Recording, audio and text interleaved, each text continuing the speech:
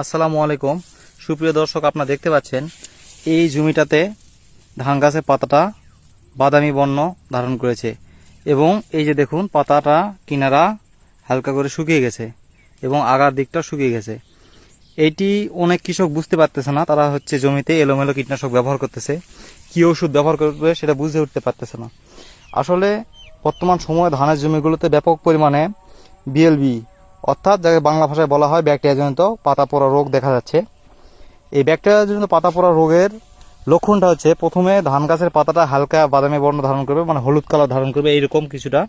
করার পরে সেটা আস্তে আস্তে আপনার কিনারাগুলো শুকাতে এক পর্যায়ে পুরো পাতাটাই আপনার হচ্ছে শুকিয়ে কিছুটা এই যে এইরকম বর্ণ ধারণ করবে। এইরকম প্রত্যেকটা পাতা শুকিয়ে যাবে। এই পাতাগুলো যখন শুকিয়ে যাবে তখন ধান গাছে সালোক সংশ্লেষণ প্রক্রিয়া ব্যাহত হবে এবং ধান গাছে খাদ্য গ্রহণ ক্ষমতা কমে যাবে। আর এই রোগটা বাড়তে যদি কোনো কারণবশত ধানে যেটা ফ্লাগ লিফ বা মা পাতা, এই মা পাতাতে যদি আক্রমণ করে তাহলে ধান গাছের ফলন প্রায় অর্ধেকে কমে যেতে পারে। এতে করে কৃষক ব্যাপকভাবে ক্ষতিগ্রস্ত হয়। এই রোগ দেখা গেলে জমিতে প্রথম অবস্থায় আপনার জমির পানিটা কেটে বের করে দেওয়ার চেষ্টা করবেন অথবা জমিতে শুকিয়ে দেওয়ার চেষ্টা করবেন এবং প্রতি বিঘা জমিতে পটাশ সার 5 থেকে 7 কেজি ছিটিয়ে দিবেন দুপুর সময়, যাতে করে পাতায় কোনোভাবে সার আটকিয়ে না থাকে।